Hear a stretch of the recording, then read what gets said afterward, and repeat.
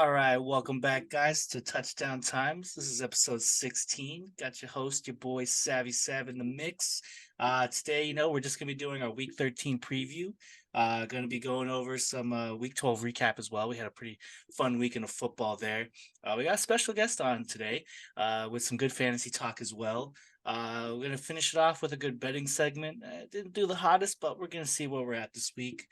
Fun trivia question for you guys, and then wrap it up for the weekend starts. But let me first introduce my co-host again. We got Alo, Andrew Hey, Lopez. hey, yo, another round of touchdown times, and we are excited. We had a great week 12 recap for you guys. Thanksgiving was amazing. I hope you guys all spent some time with your family, and I'm excited to introduce our guest and do some interview with him. So without further ado, I'm going to introduce the Miami man himself, Nate the Great, Nate Thompson. How you doing today, Nate? Hey, Andrew, killing it. Nice to meet you on the podcast. Yeah, Uh, yeah. Happy Glad to to have talk you. some football. Yeah, glad to have you on air, man. It's good to reconnect with you and have you on air and talk some football for about an hour. So yeah, I guess we'll start with the interview segment of it. I guess first and foremost, man, why do you love football? And what was your first experience with football and why do you love it?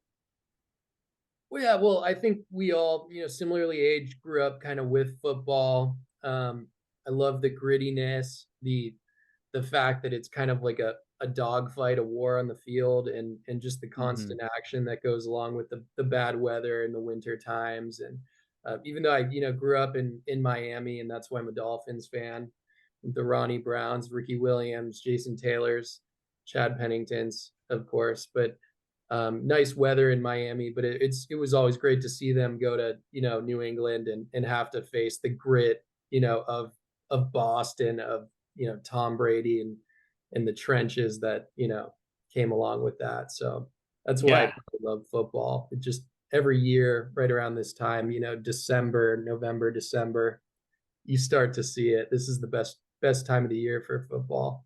Yeah, no, I couldn't agree more. Definitely, as it gets colder, those hits sting a little bit harder, and it's good to see, the action of the trenches and just football in general. It's an amazing sport. I know you kind of mentioned it already. Miami's your team. I guess how did you become a Miami Dolphins fan? Was there a significant moment in your life that was like, this is what makes me a Dolphins fan? Yeah, totally. My dad took me to a Miami football game when I was 12.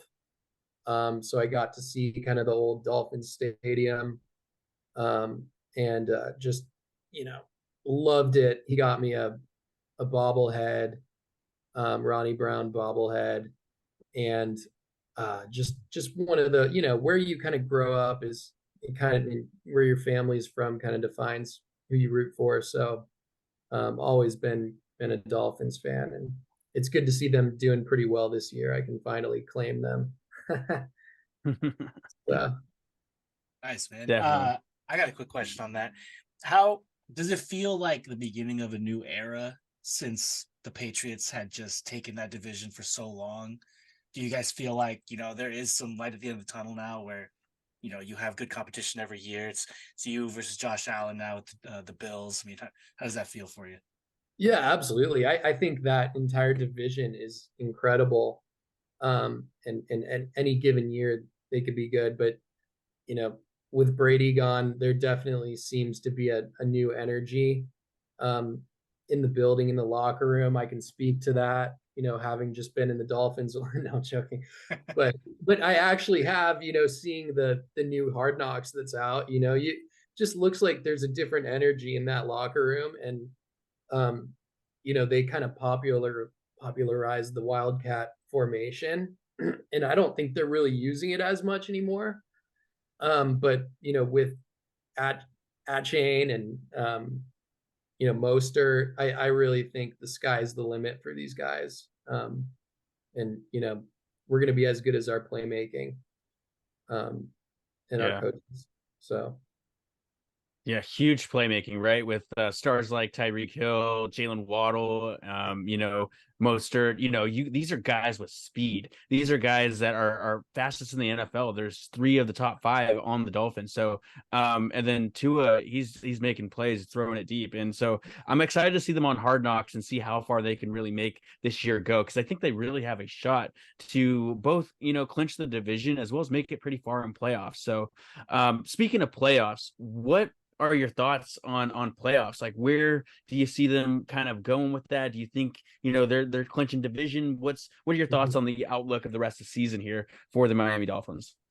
I think the Finns we're gonna clinch the division, but not too hard of a schedule.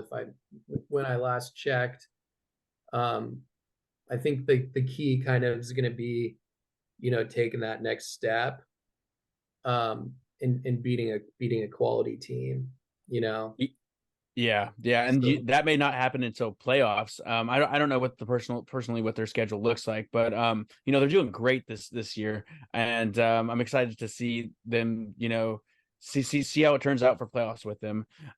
Speaking of the Dolphins, we'll move right into matchups of Week 12 recap, and we are just going to go straight into the Dolphins and the Jets. This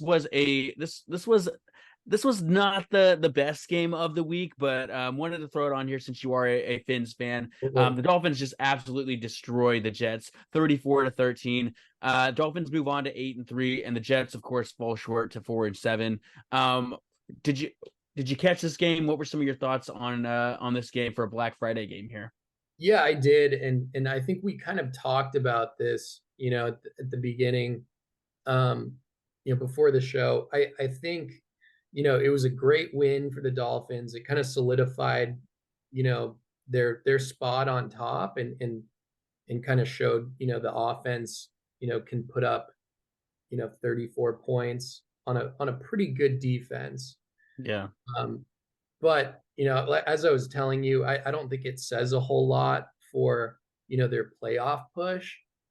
They're still going to have to beat, a top-notch team, like what is it, the Kansas City Chiefs, or or the Bills, or the Eagles, Bills.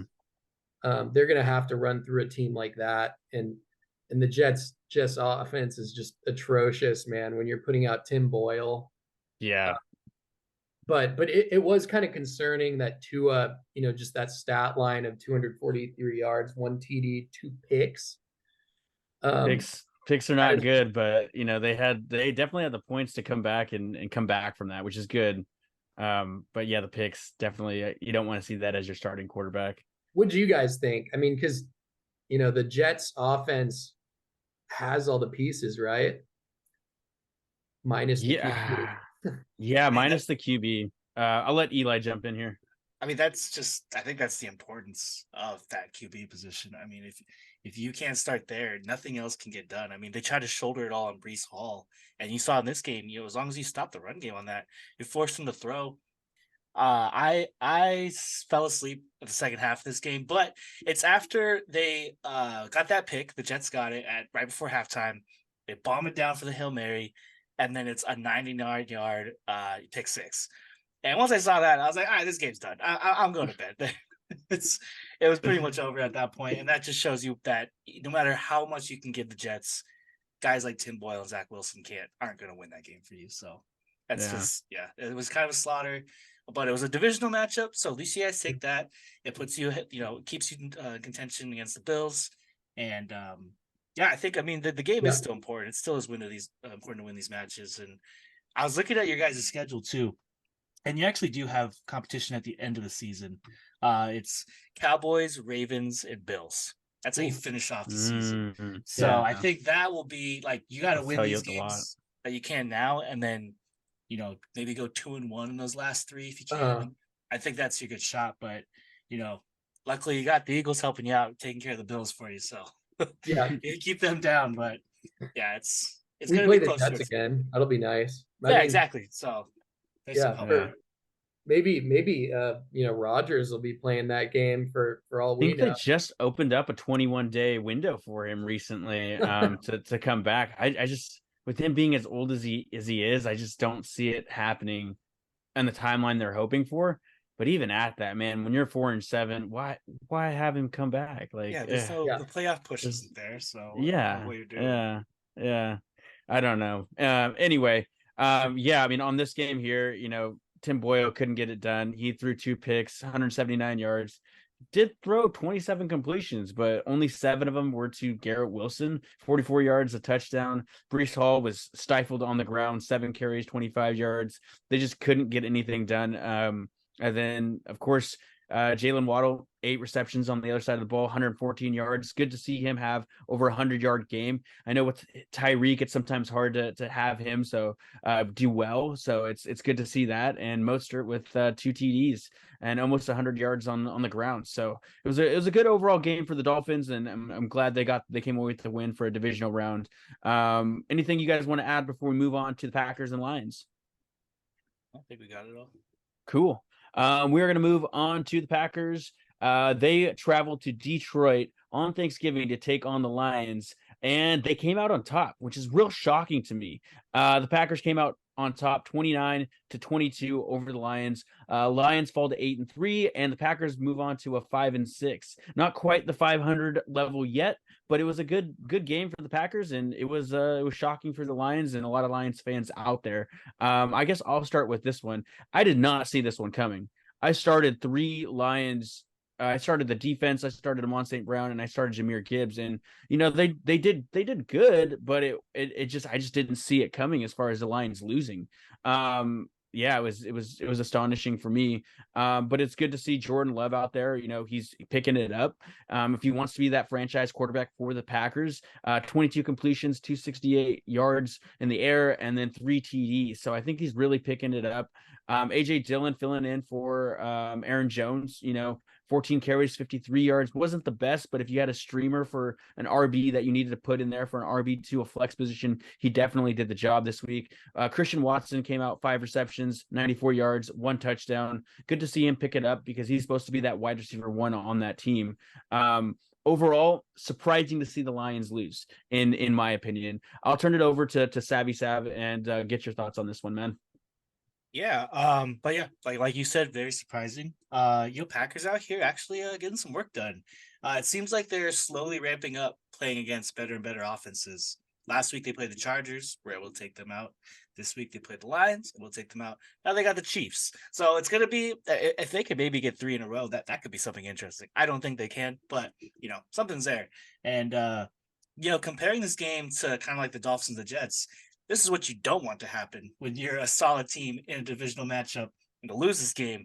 That kind of it puts in spot when you're trying to fight for the first seed or something like that. So, tough loss for the Lions, and I think they just drop games sometimes, and we noticed it earlier in the season too. They just kind of sometimes lose to bad teams, but yeah, I mean, not much more I can say to this. Just a Thanksgiving classic and letting the underdog be able to come out on top. And yeah, man, we'll see what the Packers can do if they can fight for maybe a wild card spot at the end of the season. But Detroit's got to be careful there. What do you think of this game, Nate? Yeah, man, I didn't have a lot other than it was definitely a shocker. And I think a lot of listeners, I have Jahmyr Gibbs.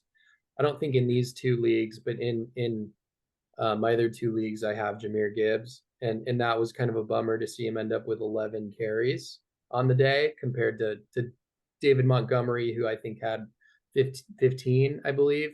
And granted, Demont is incredible runner, and I see why they're kind of utilizing him, but I think if anything, this game shows you got to put the ball in one of the most dynamic rookie in the league's hands, and they should have scored more points than 22, I think, against the Packers defense. But a good game, and like you said, they lose these sometimes. So Yeah, no, I agree. And I drafted David Montgomery and Jahmyr Gibbs because I was kind of like, someone's going to take the lead back role. And it's just so hard to choose between both of those guys because they're both amazing runners in their own way. David Montgomery will put his head down, run straight up the gut, and fight for those extra yards, where Jahmyr Gibbs is, he'll leak out to the flats, catch a ball, and break a tackle and go for 15 yards. And it's hard, but they complement each other really well. And I just think the Lions have a good overall offense with Amon-Ra St. Brown and Laporta and Jared Goff. I mean, he threw for over 300 yards and 2 TDs this game. So, I mean, the stats are there. I just think, maybe towards the end of the game, the Packers just had the ball last and maybe managed the clock a little bit better. And it came down to the wire on this one. But overall, great game. Just astonishing to see the Lions lose to the Packers. A team that's not even 500 on the season right now. But it happens, it definitely shows a little bit of lacking there. But yeah, we're gonna move on to my personal favorite, the Steelers at the Bengals. This was a closer game than it should have been, in my opinion. But more than anything, it was a game to see how the offense was going to do for the Steelers after firing Matt Canada. So that was a huge thing for me. I wanted to see what the offense production really is going to look like after a change in leadership in that regard. So the Steelers take it 16-10 to the Bengals. The Steelers move on to 7-4, and the Bengals fall short to 5-6. With this, I expected it to be somewhat of a close game, but I was hoping we get one more touchdown out of this and offensive production a little bit more. But overall, Kenny Pickett, 24 completions, 278 yards. There was games before where he's having 15 completions, maybe 100 yards, if that 115. So to more than double the yardage through the air was great to see from a young quarterback like Kenny Pickett.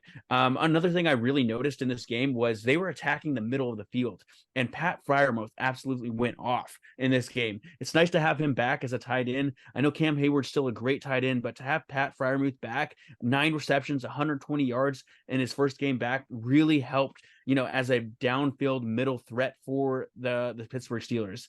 Along with that, Najee Harris looking much better, 15 carries, 99 yards, almost 100 yards on the day, 1 touchdown.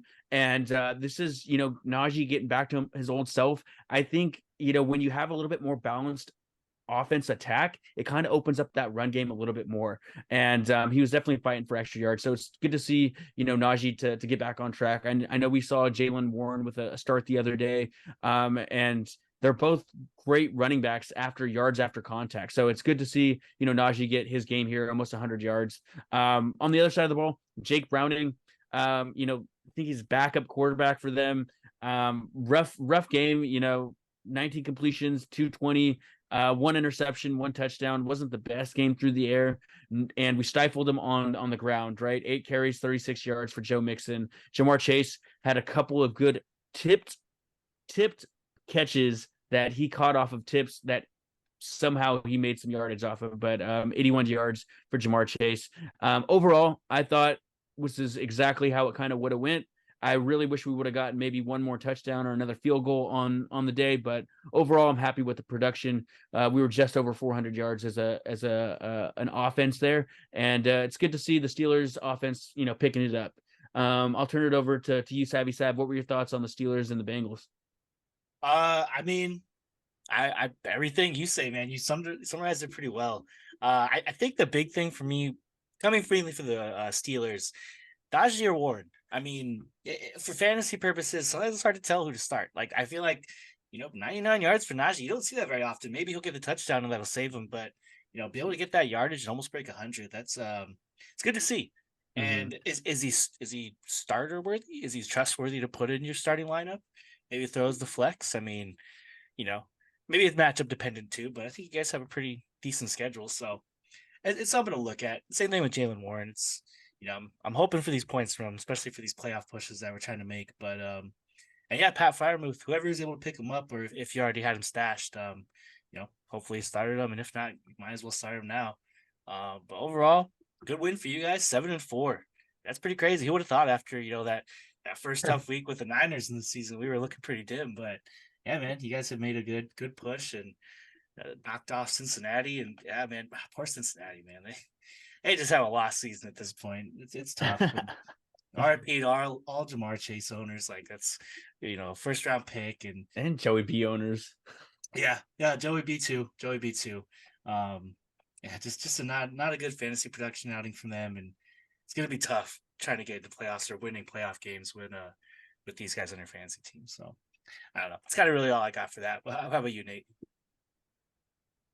Yeah, man, it'd be good to see the the Pittsburgh Steelers in the playoffs again. I feel like we haven't seen that in a while. Good Pittsburgh defense with Mike Tomlin. That'll be fun to see. I'm looking forward to that. I'm, knock on wood. Um, always tying this back to fantasy, but aside from the Najee and Warren debate, it's tough seeing Deontay and Pickens not really producing every week in fantasy. They're just they've always kind of been hot and cold, but this year I thought Pickens was kind of turn the corner and become an elite wide receiver, and it's just Same. kind of not happening yet. What do you think, Andrew? Yeah, man. I reached for Pickens so hard this season in all my leagues because I thought the same exact thing. And his lack of production is a bit disappointing. He does definitely have some games where he has like a 2 or 3 breakout games, but that's not consistent. The consistency is not there, and especially with Deontay Johnson coming back, kind of splits the volume a little bit, in my opinion. But overall, it's still a young team. It's Kenny's second year, it's Pickens' second year, Pat Fryermuth's third year, Najee Harris's third year. So it's still a relatively young team, in my opinion. I think Jaylen Warren is a rookie, if not second year as well. I think he's a rookie. So I mean, like, it's still a relatively young team, but by year 3 and year 4, I'm really hoping that they built up the chemistry to be a good team, and we're on our way there, right? If we make playoffs this year, we're definitely on our way. We're building up each year more better and better and have the momentum from it. But it would be nice to see the offense production pick it up, because some of these games we're winning is real close, in my opinion, and I'd rather have some blowouts on the Steelers board. So yeah, that's kind of my thoughts on it. Looking forward to the Steelers hopefully making playoffs and having some other good games along the season. We're going to move into the Jags and the Texans. This is one of my personal favorites and one I was looking forward to this week the most. The Jags travel to Houston to take on the Texans, and I thought the Texans had this. I really did. CJ Stroud on a hot streak. They're playing in Houston. I thought this was going to be a battle of some young quarterbacks, the next generation of elite quarterbacks in the NFL, and we saw it, right?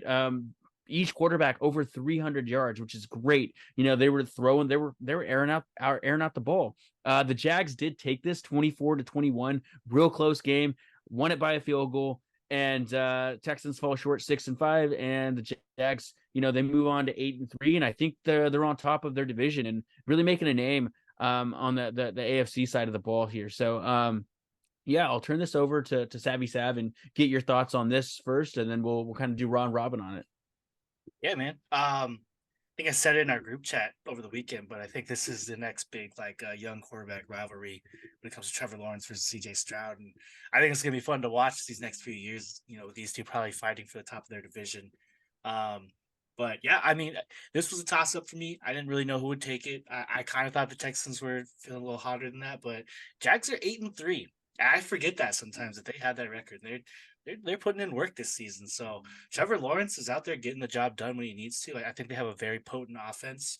I'm glad to see Calvin Ridley finally getting some production in too. I know he's been having a on and off season, but overall, I mean, Texans had a chance to get down and tie it, and then seeing that doink when he kicked that field goal at the end of the game, that's tough. That's tough to see. And the bar I was watching, and people went crazy over that. But yeah, man, it's tough loss for Texans going at 6-5 and probably out of contention for winning that division. Maybe, I mean, there's a chance, but it's gonna be tough. I think they should be a wild card team though, and maybe rematch later in the playoffs. So I think it'll be fun, but definitely a fun one, a classic, and I'm excited for the next time they play each other too. But what do you got for us, Nate? That'd be fun. Yeah, like a rematch would be incredible. Between two probably franchise QBs, you would imagine, right? Yeah, not much on this game. It was a great game, and it's good to see them start to use Ridley. Ridley 5 receptions, 89 yards of TD. So much talent, and he sat out a year, but it's good. He's kind of been hot and cold, but 2 games in a row of over 50 yards receiving. It's good to see him kind of get the ball more. Yeah, definitely. And on the other side of the ball, Houston, I believe both Tank Dell and Nico Collins scored, but Nico Yeah. Collins, 7 receptions, over 100 yards this game, one TD. With the way that CJ Stroud is playing, you know, none of these guys, Tank Dell, Nico Collins, none of these guys were relevant in fantasy until this year. And I believe that's strictly because of CJ Stroud's success. And when you're throwing over 300 yards in the air, anyone on that team could have a 100-yard game. You know what I mean? So it's nice to see Nico Collins get involved, and it's sometimes hard to choose. At one point, I had Tank Dell and Nico Collins, and it was just like, who do I start? So I went with Nico Collins, and I don't regret it at all. And hey, he had a hell of a game: 7 receptions, 104 yards, one TD. Overall, great game, and I'm really excited to see the Jags move into the second half of the season and see what playoff chances look for them as they move on to 8-3. Great.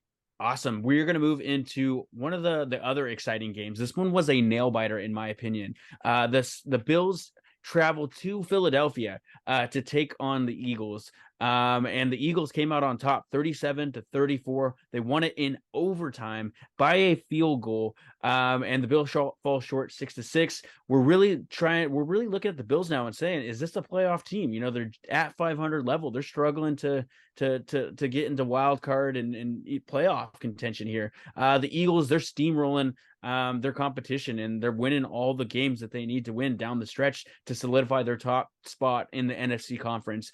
Eagles move on to 10-1. I'll turn it over to none other than the Eagles fan, Savvy Sav, to talk on this one. What are your thoughts? Go Birds. Yeah, man, I'm loving it. Steamroll, I think it's an exaggeration. We are winning these games very close. My heart rate and my blood pressure has shot up every time I watch this team play. Um, yeah, man, it's a slow start, and it's always like the halftime. At halftime, they usually have to start making their comeback. And thank God we have Jalen Hurts, because he kind of puts it on his back to be able to do that for us. But overall, exciting game.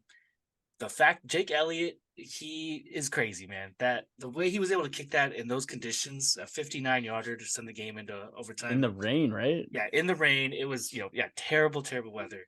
It was just great to see. And honestly, I had no doubt he was gonna hit that. Like, I knew it. I was like, yeah, this guy, he's our guy. So overall, yeah, man. I'll let you guys take over and talk stats if you want. I'll just say that this was probably one of my favorite games of the year to watch. Very close down to the wire.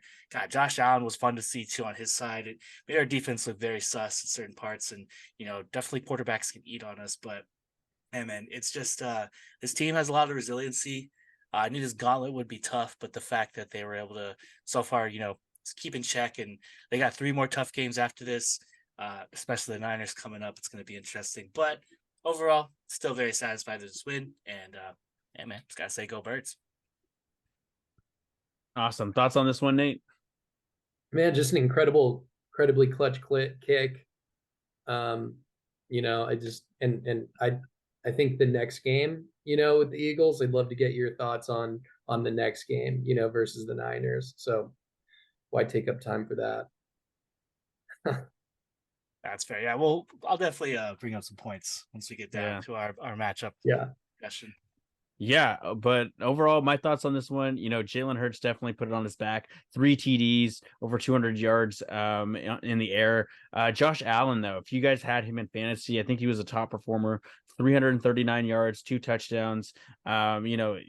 He was the top rusher too, I believe. 9 carries, 81 yards, 2 TDs, so 4 TDs total. And that's crazy for any player in fantasy football. So he definitely had a great game. But it just came down to a kick and overtime, and the Eagles, they were clutch with it. So shouts out to Jalen Hurts for making it happen, and the whole Eagles offense. We're gonna move into our last one, the Chiefs and the Raiders. This one, had me the first half, but then this reality kicked in, and the Raiders do what the Raiders do best, and they lose it in the second half. So the Chiefs take it 31-17 over the Raiders. Raiders fall to 5-7. Disappointing there, but the Chiefs pick it up, and they're on an 8-3. And they're fighting for the top seed in that AFC conference now. Patrick Mahomes, almost 300 yards, 2 TDs. Isaiah Pacheco, 55 yards, 2 TDs. They're getting it done on the ground and in the air there. And then Aiden O'Connell, didn't have his best game, but put up, a valiant effort, 248 yards and a touchdown. Josh Jacobs, 20 carries, 110 yards and a touchdown. Overall, this is something that the Raiders do, and we see it week in and week out. They lose in the second half, and that's what happened. They were up a 2-touchdown lead, and they only scored a field goal in the second half. So, bit disappointing for a Raiders fan, but if you're a Chiefs fan, props to you. I'll turn it over to Nate and get his thoughts on this one. Yeah, you know what? I'm not sure if Taylor Swift was at this game, but it seemed like Kelsey came back out, 6 catches, 91 yards, and then you have Pacheco, who I have on my fantasy team. It was nice to see him, with 15 carries, 2 TDs. The Chiefs just get it done. This year, at least, it seems like they're giving Chiefs fans high blood pressure. But when push comes to shove, it's this is the type of game where, I think the Chiefs just kind of wear you down, and they could potentially do that to my Dolphins. This is just, what kind of scares me, Mahomes in the pocket, just being a magician. Mm-hmm. Chiefs defense coming in clutch at the end. What do you think, Eli? Man, I was in Vegas actually this weekend, and I put $100 down on the Raiders because I talked with our buddy Tristan about it, and he convinced me. And I was like, you know what? It's the home team. Maybe this could be the fun upset. And never a home team in Vegas, Eli. Man, it's never a home team. I know, but that 14-0, that start, I was hyped. I was like, oh my God, I might actually win like 375. Like, this is tight. And I knew it, but I thought, the Chiefs, they messed up in the second half. They've been having that issue this season, and this game they decided to turn it up. This is when they wanted to show out, and granted, it's against a pretty sus defense with the Raiders, and obviously, I don't think Aiden O'Connell can keep up with that team, and it was hard to believe he could put it on his back and win it for them. But yeah, overall, props to Chief for making the comeback. It was fun for the the few quarters that I had where the Raiders looked like they could have won, but yeah, man, props to Chiefs. That's all I gotta say. Lost my money, but it's whatever. Well, that wraps up our Week 12 recap. We had a ton of great games and some overtime games and some nail biters there. So another great week of football. We're going to move into our Week 13's top action, and we're going to move into our primetime games. This Thursday, we have the Seahawks traveling to Dallas to take on the Cowboys. The Cowboys are 8-3. They're playing at home, and Seahawks are traveling, and they're 6-5. A little shaky on their offense, in my opinion, but on this one particularly, I'm just gonna go out and say the Cowboys take this game. I think Dak playing at home, coming off the Turkey Bowl, being successful, I think they're going to keep the momentum rolling. I think the Cowboys take this on a Thursday night. Thoughts on this one? Savvy Sav? Everything in me wants to say that the Cowboys lose. They probably will win. Man, they've only beaten like cupcakes teams, in my opinion. Like the last 3 games, they beat Washington, Carolina, and the Giants. So those don't impress me. I'm not like, super hyped about seeing that happen or anything. But, if anything, I hope this Seattle defense or offense gives them a challenge. I think this could keep it a lot closer than these other games have been. But going off how the Seahawks looked against the Niners, it was just a pretty abysmal outing. Geno Smith looked like he was, seeing ghosts out there. And this could be the same case going against that stout Dallas defense. So it could be a bloodbath. And, I'll just be safe. I'll say the Cowboys win this, but I'm rooting for the Seahawks. Thoughts on this one, Nate?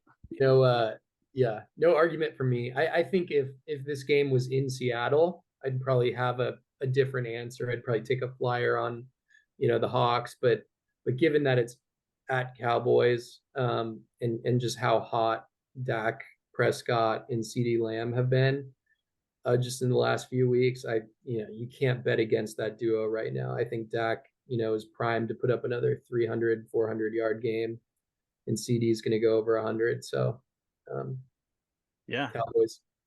Yeah, looks like we're in consensus that the Cowboys take this one. Tune in to Amazon Prime to catch the Thursday night game there.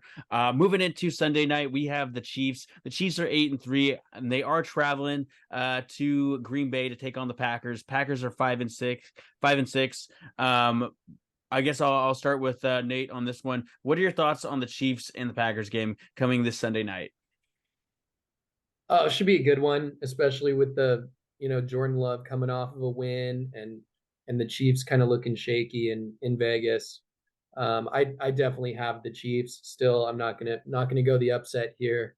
Um, but it'll be good to get Chris Collins or not good to get Chris Collinsworth back, depending on what you think about the the The commentary. the commentary with Jason Garrett last week. So yeah, I got the Chiefs. No upset. Gotcha. Thoughts on this one, Savvy Sav? Uh, yeah, it's on the same sentiments. I mean, the Packers could surprise everyone. I could see it happening, but I'm gonna take the Chiefs on this. I kind of like the spread though. I think Packers could keep it close. I like the +6. I think Chiefs sometimes play down to their competition, and yeah, their offense can be shaky at times. So it could be a close game. Packers get up early, and man, they took down the Lions, so it's definitely possible. But yeah, Yeah. I'll take the Chiefs on this one. I'll be safe. God, I hate going chalk, but yeah, I'll have to go with this one too. Yeah, I mean that's exactly my thought process. Is I'll echo you and say the Chiefs tend to play down to the competition, and the Packers they have the momentum here. But overall, I just think the Chiefs are a better team. Their defense has really been stepping it up, and I think they've really been holding them in games and allowing their offense to come back that last drive or to make those magician plays with the time management on their side. So I'm gonna go with the Chiefs, and I think we're all in consensus of the Chiefs taking it on Sunday night. Tune into Peacock to catch this game here, and see how this one turns out. Moving on to Monday night. This one, I can call this one straight from the start, and I'm confident in this one. I would be willing to bet money on this one. The Bengals are traveling to the Jags in Florida to take on the Jaguars. Jaguars are 8-3 right now, looking to be a top contender in the AFC conference, and the Bengals backup quarterback Jake Browning traveling away, going away. Jags are going to take this one hands down. I would be willing to bet money on this one. I just don't see Trevor Lawrence losing at home, especially to a backup Jake Browning. So that's my thoughts on it. Turn it over to Nate and get your quick thoughts on this one. Yeah, I don't want to go too into this, but I think the Jags are probably going to take this. Yep. Savvy Sav. A few weeks ago, this would have been a great matchup, and it still could be, but yeah, I'll give it to the Jags. It's interesting. All these primetime games, they're all pretty big underdog games. Seahawks are 5-6, 6-5 teams. +9. Yep. Yeah, Seahawks +9 spread, Packers +6, Bengals +8. Yeah, it sucks to see. Like you wish it'd be some closer primetime games, but I'm hoping for at least some decent football to watch. I'll go a little more into this, later in the cast. Yeah, Cool. definitely. Other fun matchups. We got the quick hits. And we'll keep it brief with this one. We got the Finns. They're 8-3. They're traveling to Washington to take on the Commanders, 4-6. Give me your thoughts on this one, Nate. This will be a fun one. I'm easily going Finns. I think they're, the Commanders defense has looked kind of shaky, and Dolphins are coming off a 30+ game against, one of the top 5 defenses in the league, I would say, with the Jets. So Sam Howell, not super proven, and I think there's going to be at least one pick six here. So the defense is going to help us as well. Good to hear you say that. I have the Dolphins for defense and fantasy. There you go. This week. So good to hear you say that. You got a good stretch. Thoughts on this one with the Commanders and the Finns? Yeah, man. These are the games the Finns need to win. So I think they know that too. So I think this should be an easy blowout. I don't see the Commanders really putting up much here. This Dolphins offense is just too potent, and the Commanders sold at the trade deadline, so I don't think they're really playing for much right now. So yeah, I'll give it to the Dolphins as well. think we got Atchain coming back too. Yeah, I'm hoping for that because I have him in two of my leagues. And I might need to start him in Yeah, one. So yeah, we're hoping for that. be fun to watch. This next one is this next one's gonna be interesting, and I'm gonna go against the grain here. I'm gonna say the 49ers. They're 8-3. They're traveling to Philadelphia to take on the Eagles, 10-1. Typically, I would say the home team has the advantage here, and the Eagles, they have the better record, but I don't think they win this one. I think the 49ers come in here and I think they take down a top NFC contender, and I think the 49ers take the win on the road against the Eagles. So I'm going to go against the grain here. Kind of already know Savvy Sav thoughts, so I'm going to turn it over to Nate first and get his thoughts. Yeah, I want him to speak on this. I'll just Ooh. briefly say I'm going to go with the Eagles in a dogfight, and I do think if the Niners can win this, I think they, not to state the obvious, but they're probably Super Bowl favorites. If Purdy can come into Philadelphia and get a win like this, dude, I can't even imagine what these Eagles fans are going to be spurting at this kid. So if he can hold his composure through this game, I don't think he's going to be able to, though. What do you think, Eli? So first of all, Andrew, for you, you're not going against the green because Vegas likes 49ers as a favorite. Really? So you're No taking the favorite. way. All right. So you're Wow. going with the grain, just to let you know. How are they favorites when they're 10-1 and they're at home? Hey man, I don't understand that. Vegas has all their analytics, all their algorithms. All That's their how they figure this scripts. stuff out. Yep. So this game's gonna be tough, and I've been looking forward to this game all season. I think this is a huge revenge game for the Niners from the NFC Championship. Sorry, man, it's not our fault that their quarterbacks all just got ruined in that game. What I think is gonna happen on here for the Eagles to win is you're going to stifle the run. McCaffrey, you just got to make sure you can't get those big plays.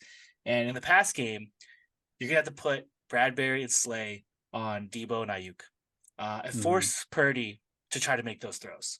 And I think this is going to be the test of Purdy. Is he the guy who can actually step up and not rely on just being in the system? He needs to actually make plays. So that's what I'm looking forward to. And if you can do that, that's I agree with you on there, Nate. I don't think Purdy's the guy for that.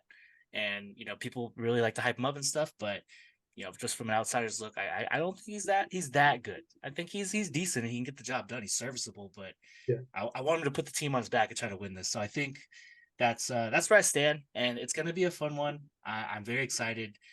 God, the Eagles do start out slow, but when they do pick it up, they look like the best team in the league. It's only in spurts. So I think that's the key here is to stay consistent and not let the Niners get up early. It's got to be, I could see maybe the under hitting on this one too. It's going to be probably a pretty tight one. These offenses might struggle, so I'm really looking forward to it. But yeah, I'm going with the Birds. Obviously, you got to go with them, but we'll see. Yeah, that's going to be an insane matchup. That's probably one of the ones I'm looking forward to most this weekend is the Niners and the Eagles. Yeah, we'll move on to a less exciting game, but nonetheless, the Steelers and the Cardinals. Cardinals are traveling to Pittsburgh to take on the Steelers. Cardinals 2-10. Not the best record out there, but it's going to be interesting to see how the Steelers, are still adjusting to new leadership in the offensive coordinator there. Steelers are 7-4. Obviously, you guys know what my thoughts are. I'm taking Steelers all day, any day. Steelers come away with the win in this one. Thoughts on this one, Savvy Sav? Could this be a trap game? I don't know. Everyone expects these Steelers to win. They're looking hot and they're beating these bad teams. So, but no, I think the Steelers should be able to take it. I think you guys' offense is coming together, and I'm hoping this will be the game where the offense really shows out, and maybe puts up more than 16 and gets everyone involved a little more. Cardinals obviously are still fighting. They got Kyler out there, they got Connor putting in work, but at the end of the day, what are they really fighting for? Being at 2-10, do you really risk all these more injuries, or I guess you want to get playing time, but it's tough. So I think they'll put up a fight, but I think the Steelers should handily win this game. I agree. I think the Steelers are going to put up points in this game. That's what I'm kind of hoping for. If they they can really get the passing game going and get Pickens and Johnson involved here, I think it could be a blowout. But you never know in football. So, and Yeah, I'm it's hoping yeah, for it. Pittsburgh. Yeah, Yeah, I I'm don't. hoping for at least four scores, and that would really, boost the morale and the momentum for the Steelers, moving, on to 8-4, and especially as we look into playoffs, really help us out. So this should be a win. Then again, man, especially at home, man, it's hard to see them losing this game here. But any given Sunday. So I'm rooting for the Steelers, and we're gonna make it happen. Moving on to the Broncos, they're 6-5. They're gonna be traveling to Houston to take on the Texans. They're also 6-5. A battle of 6-5 teams. Broncos, they're clawing their way back from a terrible start. Everybody was questioning. I think there were 1-3 or 1-4 at a time, and now they're 6-5. So good comeback from the Broncos. Can they keep it going? Who knows? CJ Stroud's been doing great. And it could have very well been a 7-4 team. But they dropped it by a field goal last week. So I think the Texans take this one, but I do think Russell Wilson puts on a good show. I'm really hoping for him to put on a good show. I'm streaming him as a quarterback this week. Lamar Jackson's got a bye, so I'm hoping, that the Texans offense puts up points and it forces Russell Wilson to throw and make some good throws and some good decisions and some good touchdowns. So hoping Russell Wilson does good, but overall, I think the Texans take this one. Thoughts on this one, Savvy Sav? I'm gonna go against the grain on this one. I'll take the Broncos. They've been hot, man. They've had 5 games in a row of winning, and out 4 of those games was KC, Buffalo, a surging Minnesota, and a stout Cleveland defense. So I think this team has a lot of resilience, and a lot of it goes to Sean Payton. I think he's putting in a lot of work for that team, and Russell Wilson is coming back to form. So I do like the Texans there. I think they are a great team. Tough loss for them last week. But man, I'm riding the hot team. I think Denver can come in here and take this. They're fighting for their playoff spot too. And yeah, I'm just gonna have to go with probably the hotter team right now. I Awesome. agree. I'm going to go with the Broncos. Ooh, I mean, 3.5. The line for the Texans. It's going to be very close. I think it's probably going to be a field goal. That decides this game. Yeah, arguably, the best game of the week aside from the Philadelphia versus San Francisco game. Should be fun. Two organizations that are kind of getting back on track and for some reason have winning records. So should be fun to watch. yeah. Defensive battle. Yeah, definitely. Definitely some other good fun matchups here. That kind of wraps up our week 13 matchups, our top action for week 13. So we got a lot of great games to look forward to. The Niners and the Eagles, the Broncos and the Texans, and some other, primetime games on here. So another exciting week of football coming up. If there are some other games that you want us to go over, definitely reach out to us. Feel free to text us, shoot us an email at touchdowntimes95@gmail.com, or shoot us an Instagram message. So yeah, just follow us along on our journey with Touchdown Times. We're going to move into our fantasy football segment. This is Coach's Corner. We have our guest, Nate's fantasy team on here. So I'm going to let Nate take it away and talk a little bit more about his fantasy team, where he's at with in each of his leagues, some of his big hitters, his record, and even potentially some of his draft strategy. So maybe we can learn a thing or two here. Nate, tell us about some of the players on your team and your record here. Yeah, thanks. So, drafted ETN first round. I think I had, or no, sorry, drafted Chase first round. I think this first team I had, I had the 9th pick, I want to say, and I got Chase right around 9. And I was able to snag Travis Etienne second round.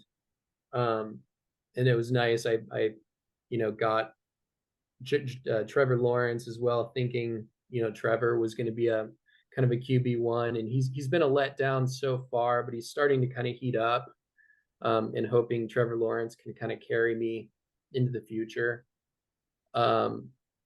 picked up Purdy kind of fourth week off waivers, and he's been killing it for me. He's been right around QB 10, which is all I need him to be if he can just be, an average QB, because I've got, Mike Evans, Rashad White, Kyron Williams coming back. Kyron Williams coming back. But a waiver addition for you as well? He was a waiver addition for me. So I picked him up right after right after he got hurt, and just stashed him on the IR. On the flip side, I have, two pretty high draft picks in Cooper Kupp and Jonathan Taylor that just kind of have not panned out for me. Cooper Kupp was looking like he was going to be a wide receiver 1, and then just, fell off the face of the earth. With Puka and then Tutu Atwell kind of shining the youth. So I don't know, man. I'm excited. I also have the Dolphins defense, and they have, great matchups the next 3 weeks. I'll probably have to stream a defense in the playoffs, because they're, like you said, Eli, I think they got like the Bills and the Philadelphia Eagles and some tough teams later on. But yeah, we'll see. It's a toss up for this league. Yeah, no, you definitely have a good lineup, that's for sure. Is this a 10-man league here, or is this a 12-man league? 10-man league. Wow, Yeah. man. And you came away with all those. You got Jonathan Taylor too. Wait, where did you get Jonathan Taylor? Like what draft? What pick? Yeah, do you know? Yeah, I can check really quick. I want to say I got him maybe 6th round, 5th or 6th round. He definitely, he dropped. Yeah, he was hurt. And there was a time where I was really sweating because Zach Moss was just looking on fire. Yeah. Well, I mean, he's going to be the lead back for the next 2 weeks here, but yeah, no, it looks like a stacked team, man. I got to ask, what is your record in this league here? Yeah, so in this league, I am 7-5. And I have the third, I want to say I have the second or third highest scoring team too. So this is probably my best league. Even though I didn't think it was going to be up, it was one of those that just kind of materialized, especially after, hitting on Kyron Williams. Yeah. So, and then Mike Evans, it was either, we all knew, you either draft Godwin or you draft Evans from that offense, and which one is going to kind of pan out. And fortunately, I hit it on Evans, but we'll see. And Mostert, that's also another one. Is Mostert? I picked up Mostert in all my leagues. A few draft picks before he was supposed to go, just because I'm a Dolphins fan and saw what he did in SF. Yeah. But yeah. Definitely. Got any questions on this, Savvy Sav, before we move to his next league? Great running back room. Just the fact that you could have Mostert, and Taylor was doing hot until his injury. You could have them on the bench and still be fine because you got Kyron, Travis Etienne, and Rashad White. Yeah, and props to that. I think the running backs, having those guys were key this year to be able to stay in contention. What do you guys think of Rashad White? You think he's someone you can rely on? I think towards Baker being hurt, these past few weeks, man, I have him on one of my teams too, and I just keep him in the starting lineup. He's consistent for me. He gets me at least like 15 a week or more. I think he's pretty solid, and I think they do rely on him a lot with the run game. They don't really have anyone else. It's kind of like mainly his backfield. Yeah. He's a PPR monster so far, at least, just with all the receptions he's getting. You said earlier, and in retrospect, it's fair, but Chase at 9. How was he dropped that far? I feel like he was consensus at least like 3 or 4 in most drafts, maybe 2. No, yeah. So he didn't. So in terms of a draft recap, they got. Oh yeah, you know what? I got him at 7. My bad. Even then, that's still kind of late. Yeah. Jefferson, McCaffrey, Eckler, Kelsey, Tyreek went before Jamar Chase, and then Saquon, and then I got Chase at 7. That Eckler pick probably isn't working out for whoever got that one. Damn, that's me in one of my leagues, man. He literally, but then again, the rest of my team has been doing solid. So having him not produce and putting up less sub 10 points, it's definitely a heartbreaker because you're hoping he gets 18, 20, 25, but him putting under sub 10 really hurts. But if you're the team around you can pick it up, then it's not too bad. But these couple past weeks for Eckler has not been the best. I will say that. Yeah. Brutal. Sweet. We can move into your next league here. Where are you at in this league here? Like, start us off with your record and some of the big hitters that you have in the second league here. Okay. Yeah, and this is a 12 teamer. So this one's a little different. This is a 12 man. And I'm not doing I think 6-6 in this one. So I'm dead even.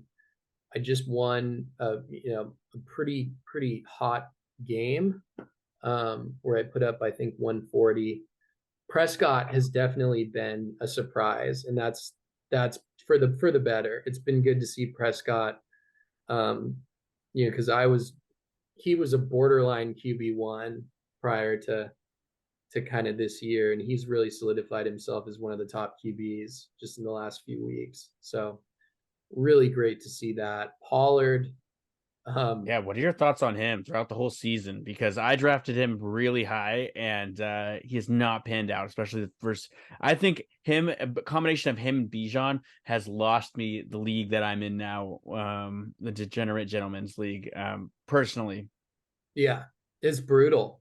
Yeah, I mean, and those were two, RB1 top 10 spots. RBs. Yeah. Yeah, exactly. I know I got Pollard first round in this one.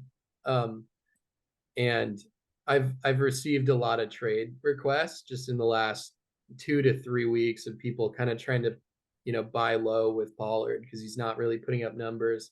I'm going to stick with him because he's in one of the hottest offenses, and I would like to think, he's still getting touches.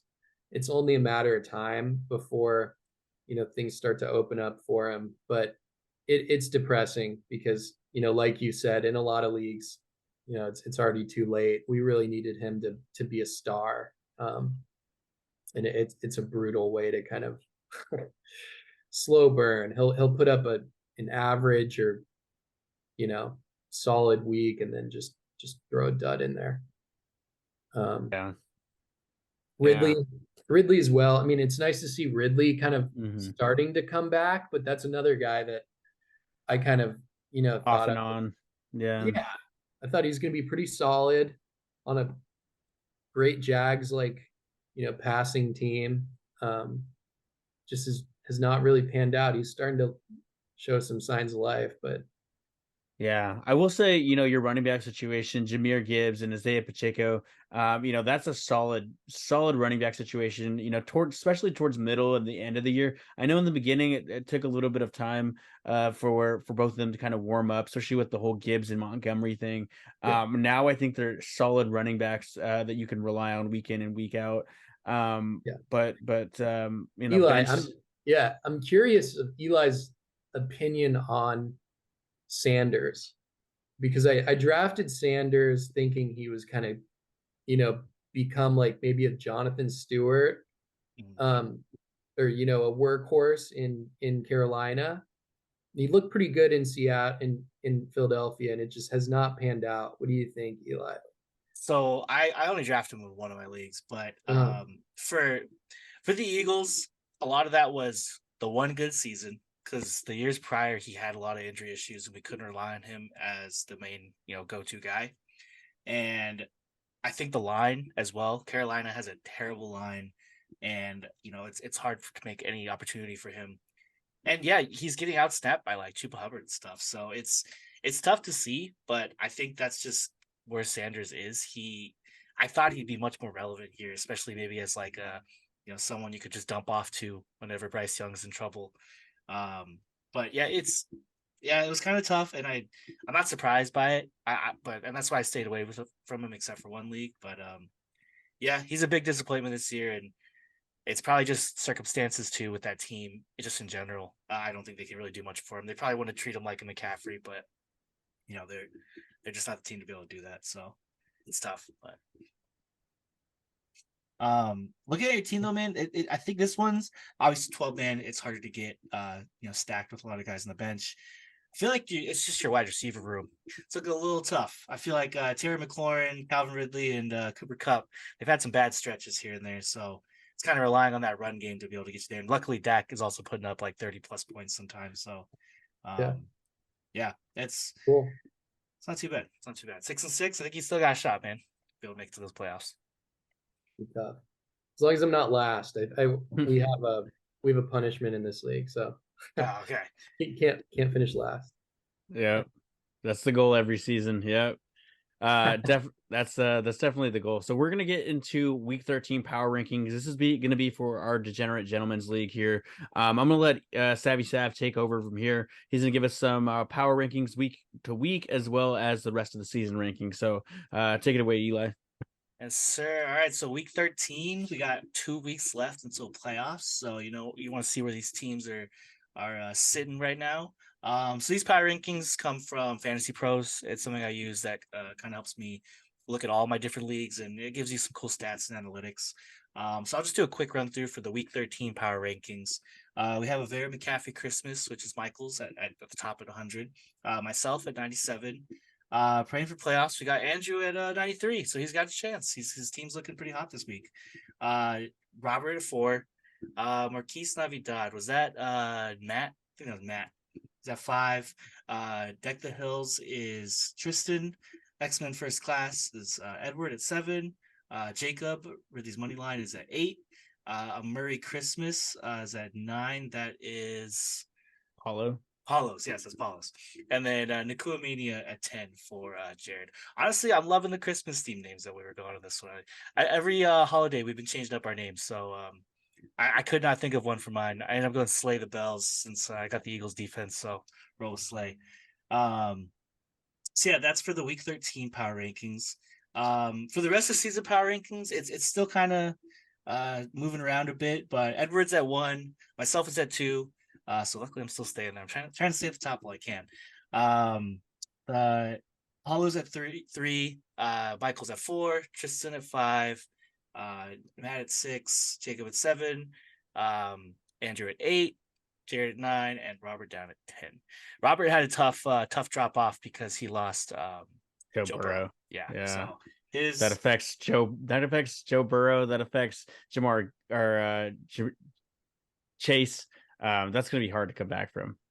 Yeah, definitely a tough loss for him, but we'll see. He did have a chance for playoffs, but I beat his ass last week, so trying to knock him down. So speaking of playoffs and playoff chances, instead of doing projected standings, since we only have 2 weeks left, we'll just look at where we're at.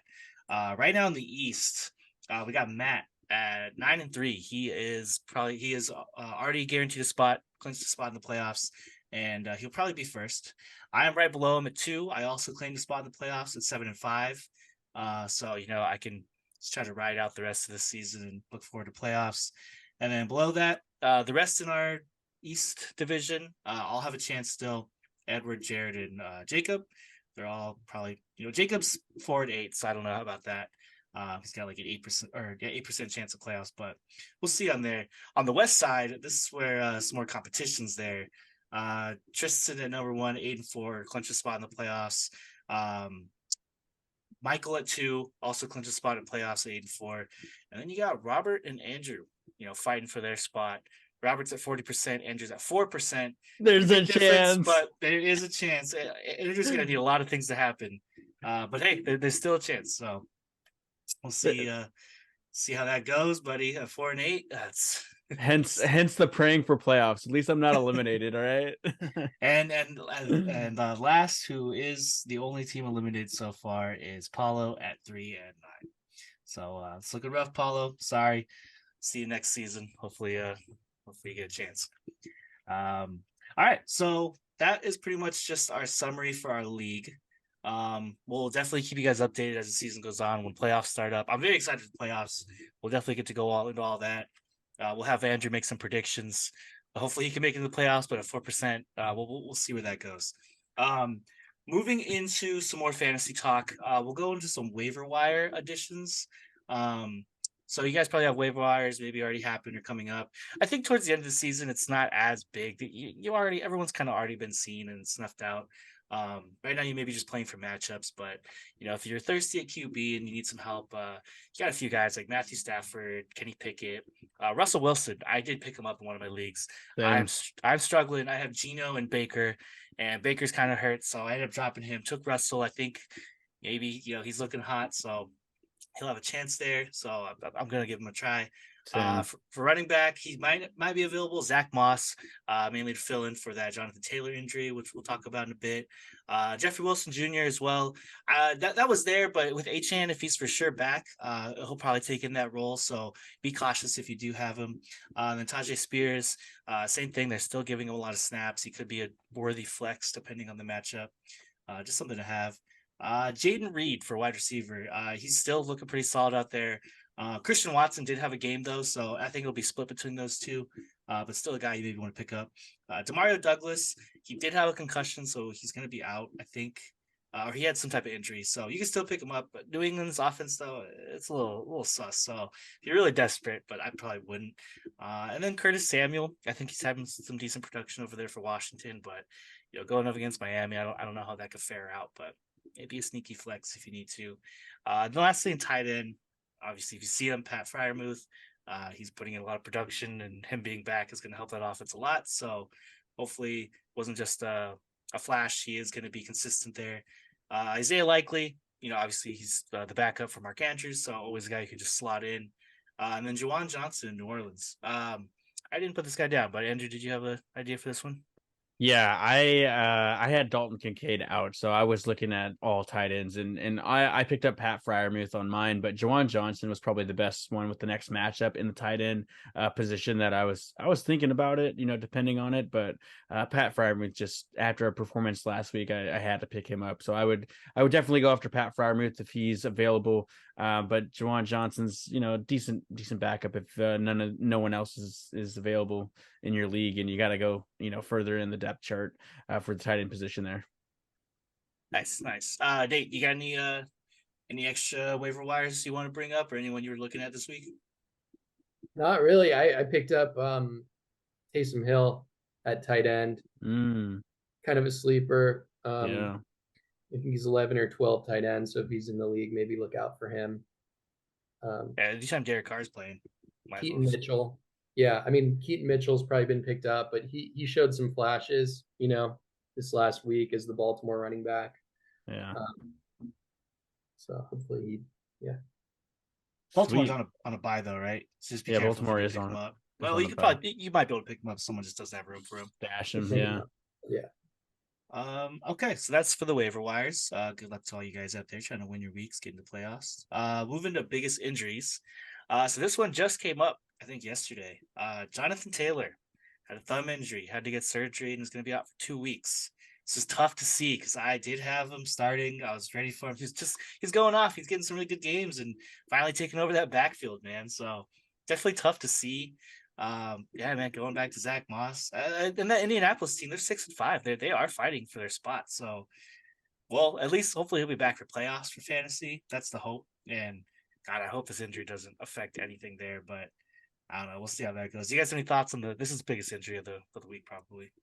Yeah, I'll jump in here. Jonathan Taylor coming out, that just messed up my running back situation. I didn't have anybody in there. So luckily, Zach Moss was on the waivers. No one had him in one of my leagues, and we have a fab league. So I blew my whole budget on Zach Moss because I'm like, I need to keep this going. I'm in first that league, and I want to clinch a playoff, a first round bye. And my next two people that I'm facing, I have really good chances.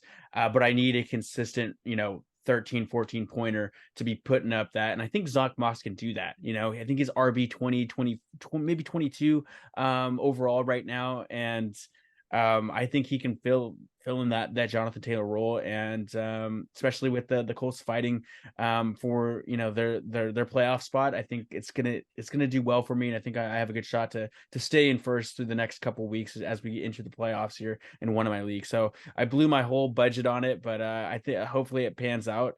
But yeah, that's my thoughts on Jonathan Taylor. You got any on this one, Nate? Dude, just it's a great running back situation. It seems like in Indy, whoever you plug in there is putting up 100 yard games. So you did well by getting Zach Moss, and just you know we're hoping he can be back by the playoffs if that can happen. A thumb injury sounds like maybe you can just tape it up and play, but I would never do it. So I'm too much of a wimp. Awesome. Who else do we have on the injury list here, Savvy Sav? Yeah. So Dorian Thompson Robinson, the quarterback for the Browns, he is in concussion protocol. He is at risk to miss week 13, which means Joe Flacco might be starting. They don't know yet, but he could be in for that game. So I don't know how that'll affect the Browns offense. I mean, that Browns offense is kind of rough anyway, but anything really will help. So if Flacco can go in and maybe put up something, you might have some life in Amari Cooper, but it's still gonna be tough. But yeah, so he's gonna be out possibly. So we'll see where they go with that. Chris Olave also in concussion protocol. Tough for any fantasy managers to have Chris Olave this season. I mean, he's definitely been a bust, and it just isn't even clicking with Derek Carr. So another week probably out. That's gonna be tough. So see where you guys are at. And then Rashid Shaheed also with thigh injury, possibly out for week 13. I know a lot of people like started maybe as a flex, so I'd say just keep an eye out and watch out for his injury status, and make sure you're planned accordingly if he is out. So those are the biggest injuries. If you guys had any thoughts on that, or if you want to continue to move on, Nate, I'll toss it over to you if you want to go over the best and worst performances of week 12. Yeah, cool. So Josh Allen put up 40.7, and I'll kind of just include Jalen Hurts, because that was the big game. Hurts put up 35.5. Two great quarterback performances in kind of a shootout. It's good to see Josh Allen just slinging the football, his sidearm throw. It's just fun to watch, and then Hurts just responding, and you never want to give Hurts the ball in the last minute or two. He's going to go down to the field and run that shit. So what do you think? I mean, what do you guys think with those two? Just great quarterback performances. I mean, yeah, must starts. I think. I mean, the fact that Jalen was able to do it on the ground, both actually were on the ground. Like they were able to get their rushing touchdowns too. So Yeah. I think overall those. I know the quarterback market right now is kind of tough in fantasy, and those guys have been consistent all year. So Yeah, you're whoever's talking got those two double. guys. You're talking 40 points. This is doubling some quarterbacks out there, right? And it's crazy. Josh Allen with 4 TDs, 2 through the air, 2 on the ground. Like that's and Jalen Hurts, he can do the exact same. He can throw it for 2 TDs and rush it for 2. I think when you get that close to the end zone with Jalen Hurts, he's going to run it in. He's going to use his legs. And so I think that's what makes them, elite quarterbacks, especially within fantasy, is the fact that they have that dual threat option of running the ball in. So they got 35, 40 points, excellent performances from elite quarterbacks out there. Crushed it. And then you have Kyron Williams at 38.4. Christian McCaffrey put up 30.9. Tyreek Hill put up 25.4. Mike Evans, 25 points. And then Freiermuth, came out and put up 21. Kyron Williams stands out. First game back, puts up 38.4, almost 40 points. Can't do much better than that. And, the running game hasn't been great in, LA. Couldn't really trust Darrell Henderson or some of these other guys that stepped in. It's crazy how Kyron Williams was able to step in and just put up a monster game like this. What do you guys think? Any thoughts on those guys? I mean, yeah, Kyron Williams, that's crazy for the first game back, and I know some people probably had him on their bench. So good thing whoever started him, you want those Yeah. points. And I also think on the other side of the offense, we'll talk about it in a bit. That takes away points from other certain guys on that Rams offense. So, it's a one guy's got to go off, but the others to maybe struggle. So, props to Kyron Williams though, and all the owners out there for holding on to him, and you guys are finally getting the fruits of your labor again. Yeah, yeah, I would agree. First game back for Kyron Williams, putting up 38.4 games. Amazing for him to step into that role and put up that many points. The other ones, Christian McCaffrey, Tyreek Hill, Mike Evans, kind of to be expected. We drafted these guys top 10 overall, and we're seeing it come to fruition week in and week out. Pat Freiermuth, putting up 21 points. It's that as a Steeler is just amazing to see as a Steelers fan. On top of that, especially a tight end making the list on top performances. So great to see that there for Freiermuth. Yeah, we'll get into worst performances. Nate, what were some of the worst performances of week 12? And these are, probably some of the bigger names out there that just couldn't get it done this week. The turkeys. We got Austin Eckler at 9.4. Huge bummer. That's a, top 3, top 5 pick that's just, not panning out when you really need him, right? Yeah. Saquon as well, 6.2. What do you guys think? Does this get to the greater Mixon with 8? Does this get into like the greater debate? Are we supposed to draft running backs top 5? Is that still what we're supposed to do when you have elite running backs like this just falling apart? I think what's real disappointing with these two is these two are both PPR, especially PPR specialties, right? Where they're supposed to be dump off, break a tackle, get 15 yards type of players, and we're not seeing it, right? And maybe that's the QB situation in for the Giants with Saquon. Austin Eckler, I think Justin Herbert's he had that season of I'm getting my footing and I'm dumping off to Austin Eckler and I'm working my way up the field, and he feels comfortable taking those shots to Keenan Allen and Quentin Johnson, even though Quentin Johnson can't catch. He feels more comfortable sitting in the pocket taking those deep shots, and I think he's putting the flats a little bit on the back burner now. Joe Mixon, that was just a hard loss for the Steelers. Steelers have a great run defense, but yeah, it does beg the question of some of these top 5, top 10 running backs, not putting in the work that they need to in order to secure some points for us. Yeah, and my thought was always that you can always get production from wide receivers later in the draft, so you always want to get these consistent guys. But honestly, this year it seems like it's the rookies and the waiver wire pickups. Like those are the key guys.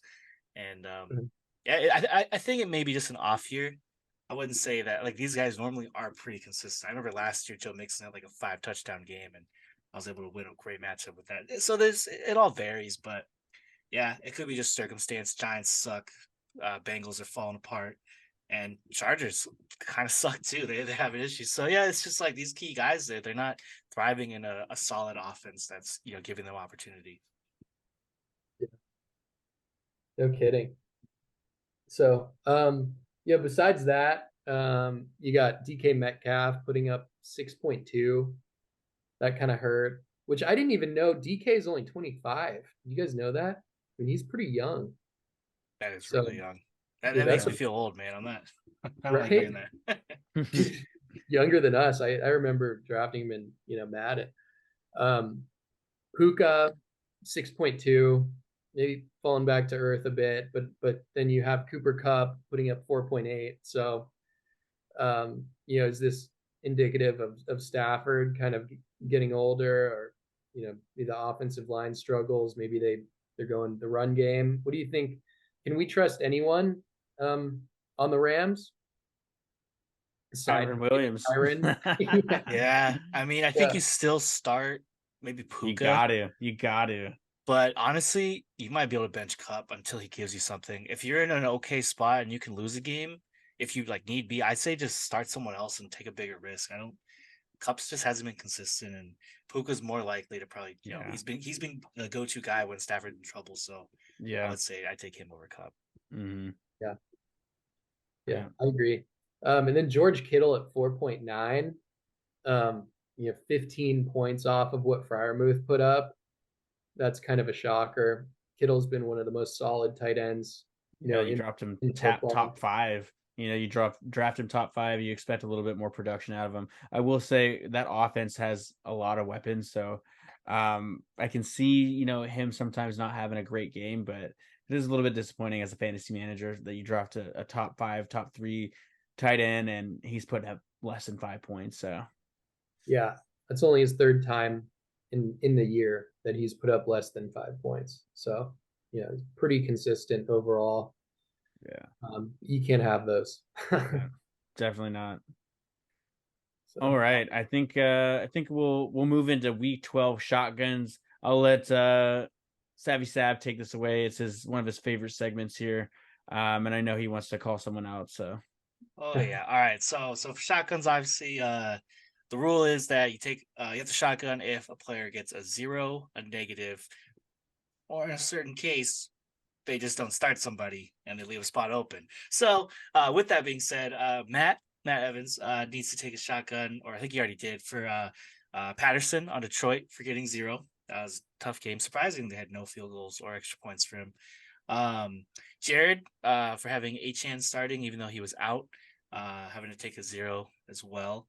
And then lastly, Andrew for leaving out his defense. I think he did that to win his matchup, which is fair. You got to do what you got to do. But at the same time, rules are rules. So Andrew will be looking forward to that shotgun coming soon. is All right, this the buddy? first time we've had somebody leave out a player and have had to do a shotgun? I believe so. Yeah. I believe we should take this to a vote, and I know how this We vote is going to discussed go. it. We discussed it at the I beginning of think the we should season. take It it to a was made league vote. clear. Well, everyone will just say shotgun, Andrew, because everyone wants to see a shotgun. yeah. Probably. Outside looking in, it sounds like rules are rules. Yeah. All right, then at that point, we'll let the third party make the decision there, and shotgun stand. So you will be receiving a shotgun from me. Check the group chat for that, and we'll move into the betting segment. We got odds and ends and betting recap from Savvy Sav. Nice. All right, so yeah, moving to the betting segment. Quick recap of last week. I said earlier I did make some bets in Vegas on my own. I ended up taking the Eagles -3, and that one was luckily able to push, so I got my money back. But the Raiders did not win, so I did lose money there. And then on the podcast, I had Pittsburgh -1 that did hit. But my other two, I said it on the podcast, Eagles -3.5, because that's what the spread was at the time. So they did not hit that spread, and I will take the L on that. I also took the over for Baltimore and Los Angeles, and that one did not hit as well. It was I think around 30 points, so not the best game there. Went 1-2. I'm 6-5 overall since I started doing these specific 3 bets that I like. So I'll just live and learn with that. Maybe fade me now if you want. So we'll see where we go from there. But moving in, we'll also recap the upsets that were from last week. I chose the Seahawks. They did not win. I'm now 0-3. I started the segment 3 weeks ago. Been struggling. Haven't gotten one since. Andrew had the Chargers, who also lost and was 0-3 as well. So we are just not the magic 8 ball over here. And then for our guests that have chosen, the guests last week, Raiders did not win, so now the guest ranking is 1-2. So still, the guests have a better record than us, man. We are struggling over here, Andrew. Let's see if we can.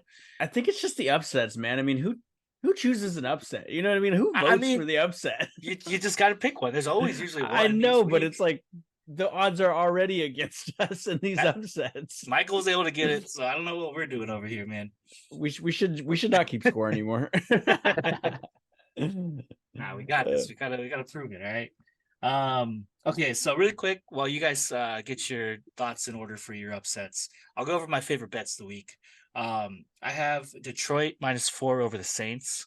I think this will be the comeback game for Detroit. I think they should be able to handily take care of the Saints. And I just like that offense so much from Detroit. So I think this should be a solid one. I like them winning by at least a touchdown. So I'll take Detroit.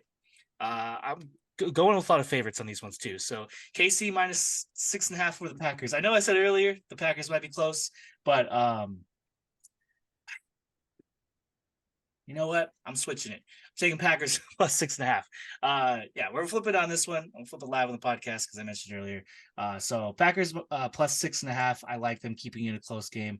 I think, like I said earlier, KC keeps it down, plays down with the competition, and yeah, I'm gonna take the Packers on this one at plus 6.5. And then lastly, Pittsburgh minus 5.5 over the Cardinals. Yeah, their offense I think is keep staying pretty strong. Cardinals can probably stay up there, but I think they can't keep up with Pittsburgh with what they're doing right now. So I think I've been taking Pittsburgh the last 2 weeks on my bets. They're usually the favorites and they've been winning each one. So I'm just gonna ride the hot hand and keep going with Pittsburgh on it. So yeah, I'm gonna take them to cover the spread at 5.5. So moving to upsets of the week.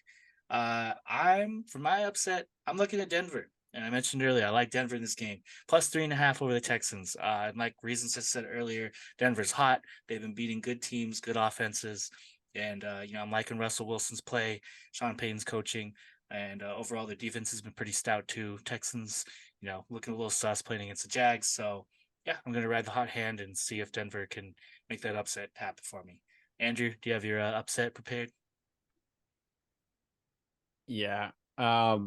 My upset is just something that I think could happen. It's not something I see happening. But Seahawks going on the road into Dallas, take on the Cowboys.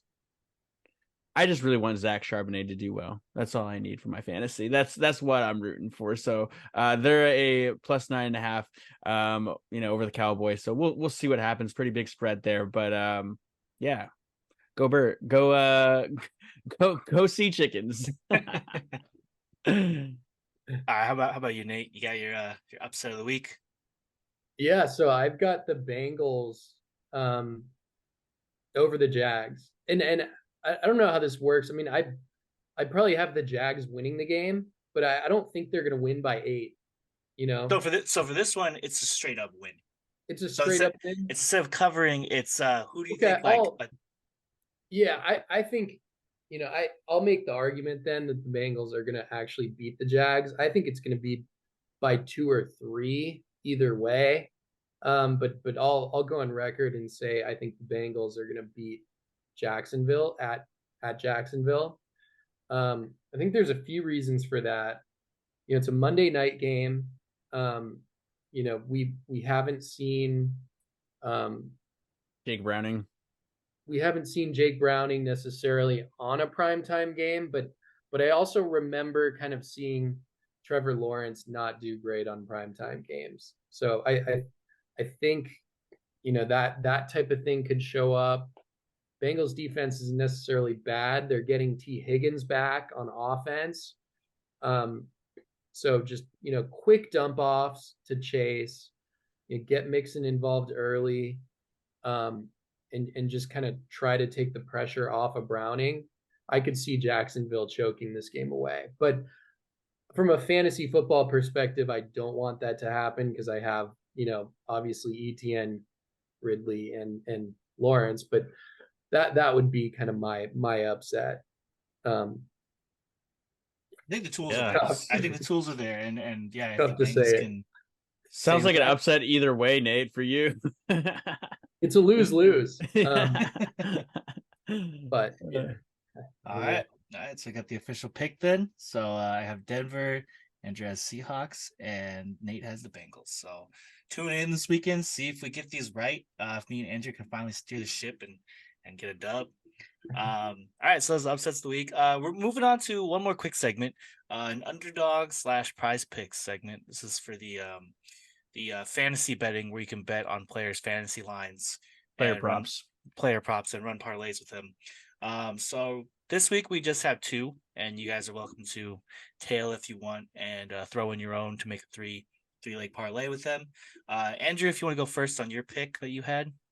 Yes, sir. I have Tony Pollard anytime rushing or receiving touchdown. I think being at home and playing against Seattle, they don't have the best run defense. And Tony Pollard, he's been picking it up towards the end of the season.